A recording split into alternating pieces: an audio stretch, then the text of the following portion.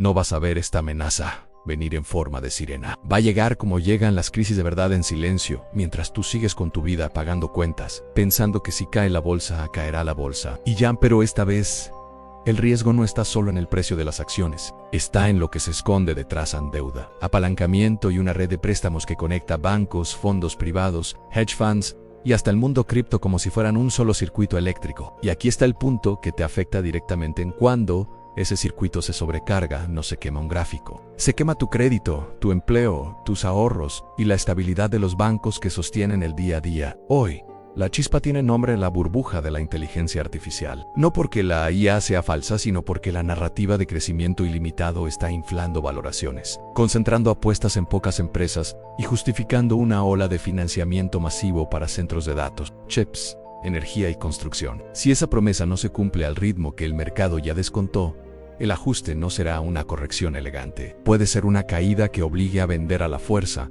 a cerrar posiciones con pérdidas y a buscar liquidez donde sea. Exactamente como empieza el incendio con una sola venta desesperada que termina arrastrando a todo el sistema. Este documental no es para asustarte, es para ponerte frente al mecanismo antes de que te lo expliquen tarde. Porque lo que se está formando no se parece tanto a un pinchazo aislado como el de las Pantacom, sino a un escenario mucho más delicado, en uno donde el apalancamiento ya está metido en demasiados rincones y donde los precios de activos se mueven cada vez más juntos, como si todo dependiera del mismo hilo. La pregunta central es incómoda, pero necesaria. ¿Y si los expertos están subestimando la capacidad de una burbuja bursátil de convertirse en crisis financiera? ¿Y si el problema no es que caigan las tecnológicas, sino que esa caída dispare incumplimientos en cadena, en préstamos para construir la infraestructura de la fiebre de la IA, en créditos de fondos privados, en operaciones apalancadas de hedge funds, y termine golpeando a los mismos bancos que, al final, sostienen esa rueda? Quédate hasta el final porque vamos a unir historia y presente para que veas el patrón en cómo las burbujas no destruyen economía solo por optimismo sino por deuda. Y cómo, cuando la deuda está distribuida por todo el sistema,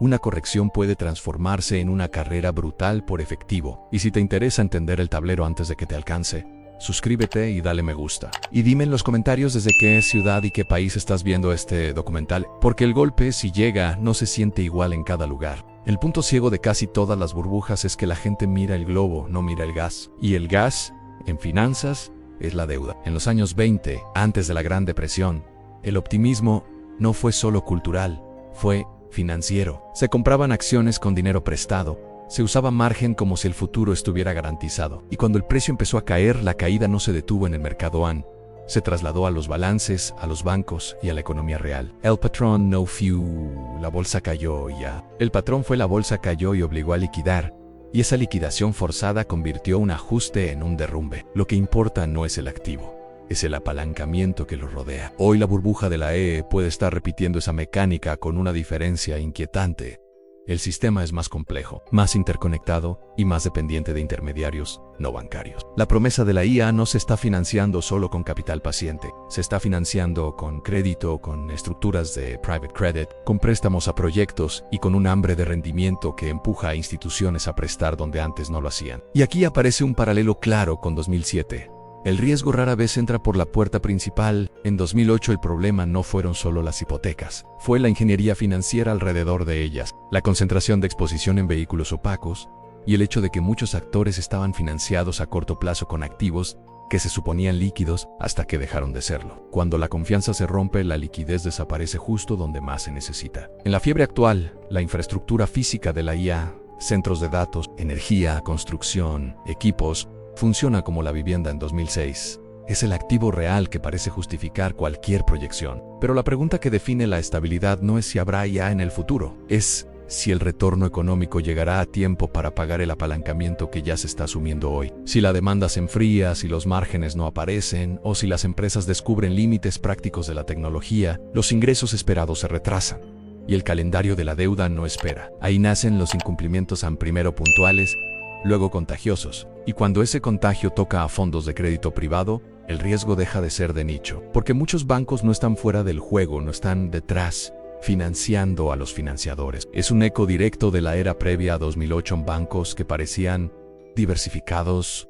Habían, en realidad, prestado a estructuras que dependían de un mismo supuesto. Cuando ese supuesto se quiebra, aparece el efecto dominó. Un fondo pierde, un intermediario exige margen, el prestatario vende, los precios caen, y de pronto el mismo activo que servía de colateral ya no cubre el préstamo. Entonces el sistema hace lo único que sabe hacer bajo presión en exige más colateral o liquida. Y esa es la gasolina del incendio. El mercado actual además tiene una concentración peligrosa que recuerda a otros momentos de fragilidad. A finales de los 90, el entusiasmo por Internet se concentró en un puñado de nombres que parecían inevitables. Cuando se rompió la narrativa, esas acciones se desplomaron y arrastraron índices enteros. La diferencia es que entonces la economía y el sistema financiero no estaban tan cargados de apalancamiento distribuido en tantas capas. Hoy, las apuestas están concentradas en un pequeño grupo de gigantes tecnológicos, y buena parte de su valoración descansa en una promesa en que la IA transformará productividad y ganancias en escala histórica. Si esa promesa se ajusta a la baja, el precio no cae linealmente. Cae de golpe porque el mercado reprisinga expectativas, y cuando cae de golpe, los actores apalancados no tienen tiempo. Tienen margin calls. Aquí entra el rol de los hedge funds y las ventas forzadas. Un fenómeno viejo con traje nuevo. En 1998, con Long Term Capital Management, la tesis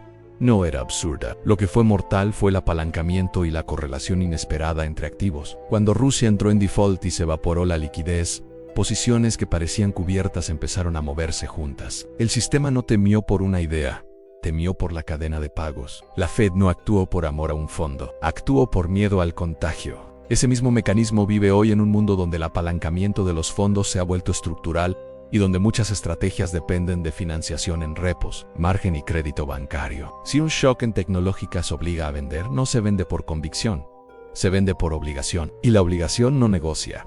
El peligro no termina en acciones tecnológicas. En una liquidación de este tipo, el dinero busca efectivo real. Y para conseguirlo se vende lo que sea líquido en bonos, ETFs, posiciones seguras. Ese fue el rostro de marzo de 2020.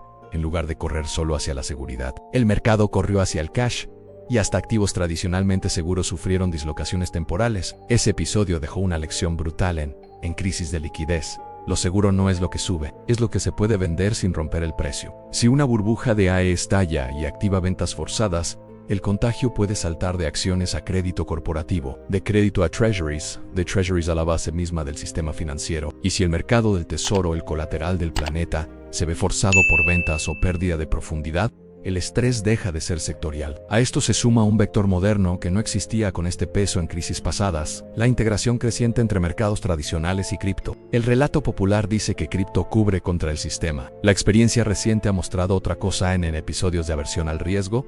Muchos criptoactivos se mueven en sincronía con acciones, porque comparten la misma materia prima psicológica en liquidez abundante y narrativa de futuro. En otras palabras, si la burbuja de IA se pincha por desilusión tecnológica o por choque financiero, la misma ola de pesimismo puede contaminar el apetito por cripto. Y cuando cripto cae, no solo cae el precio, pueden activarse corridas contra estructuras que prometen paridad, como ciertas stablecoins respaldadas por reservas. Si un emisor necesita responder a redenciones masivas, debe convertir reservas en efectivo. Y si esas reservas están en bancos o en treasuries, la presión vuelve al sistema tradicional. Es el círculo completo del optimismo tecnológico a la financiación apalancada, de la financiación a la liquidación, de la liquidación a la búsqueda desesperada de cash, y del cash al corazón de la infraestructura financiera. El punto central es que este escenario no depende de una conspiración, ni de un único villano. Depende de un rasgo humano repetido cuando creemos que una tecnología inaugura una era. Tendemos a pagar cualquier precio por estar dentro. Pasó con ferrocarriles en el siglo XIX,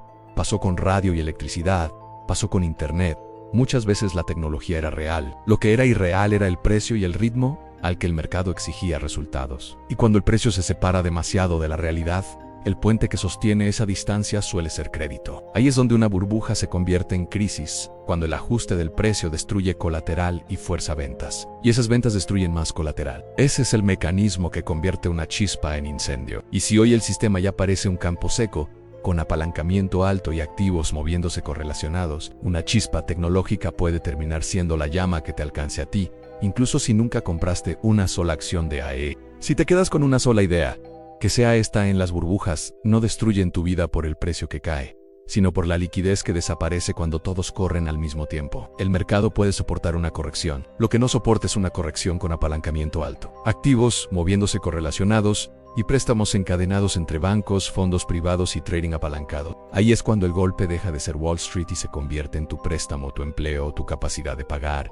tu sensación de estabilidad. La primera lección es que la narrativa tecnológica no es el peligro. El peligro es la deuda que esa narrativa justifica. Cuando el retorno prometido se retrasa, el calendario de los préstamos no espera. Los incumplimientos empiezan donde nadie mira: proyectos, construcción, crédito privado, y avanzan como humedad dentro de una pared. Cuando la ves, ya está en la estructura. La segunda lección es que en un episodio de estrés, los grandes no venden por convicción, venden por obligación. Eso acelera caídas, multiplica llamadas de margen y convierte un ajuste en una liquidación. La tercera lección es la más directa para ti en crisis de liquidez. Lo seguro no es el activo que brilla en teoría, sino el activo que puedes convertir en efectivo sin romperlo. Y cuando el mundo entero busca efectivo, incluso lo que parecía intocable puede volverse frágil por unas semanas o por unos días. Tiempo suficiente para que te cambien las condiciones del crédito, se endurezca el sistema bancario y se enfríe la economía real. La cuarta lección es que la interconexión con cripto no añade un refugio, puede añadir otro canal de contagio. Porque si cae el apetito por riesgo, sigue la narrativa, cae el precio y crece la presión por redenciones. El alerta final es incómodo, pero útil. Si la burbuja de la se desinfla con un silbido lento, el sistema puede aguantar, pero si se rompe con un golpe rápido, por resultados que decepcionan, por un shock de financiación o por ventas forzadas, el efecto puede ser mucho más grande que una caída tecnológica. Y si eso ocurre, tú no lo vas a vivir como un debate de economistas, lo vas a vivir como un mundo donde conseguir crédito cuesta más, donde el empleo se vuelve más inseguro y donde tu dinero pierde margen de maniobra justo cuando más lo necesitas.